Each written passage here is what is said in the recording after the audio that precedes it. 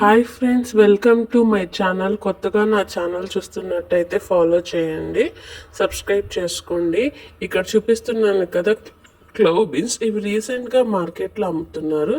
ఇవి ఎలా ఒలుచుకోవాలంటే ఫస్ట్ పైన ఫ్లవర్లా ఉన్నదాన్ని విరిచేస్తే అలా వస్తుంది ఫ్లవర్ లాగా. దాన్ని తొక్కలు తీసేస్తే 3, 2, 4 అలా సీడ్స్ ఉంటాయి అన్నమాట. ఆ సీడ్స్ కలెక్ట్ చేసుకున్న తర్వాత ఆ పైన ఫ్లవర్ని అలాగే వెనకాల తొడుముని కట్ చేసుకొని పెద్ద పెద్ద బీన్స్ అయితే 2 ముక్కలు, చిన్న బీన్స్ అయితే 1 ముక్క కట్ చేసుకుంటే అచ్చం మనం వంకాయలు ఎలా కట్ చేస్తామో అలా కట్ చేసుకోవాలి. ప్రతి ఫ్లవర్కి ఇలాగ బీన్స్ సెపరేట్ చేసుకొని పక్కన తీసుకోవాలి.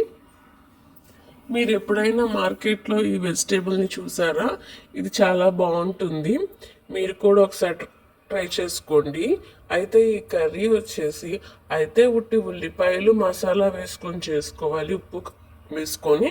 లేదంటే చిక్కుడుకాయ టమాటా కర్రీలో ఎక్కువగా టమాటాలు వేస్తాం కదా, అలా వేసుకొని చింతపండు వేసుకోవాలి. అలా అయితేనే బాగుంటుంది.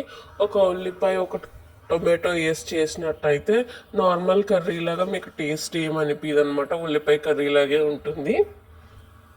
మీరు ఎప్పుడైనా ఈ వెజిటేబుల్ని మార్కెట్లో చూసారా?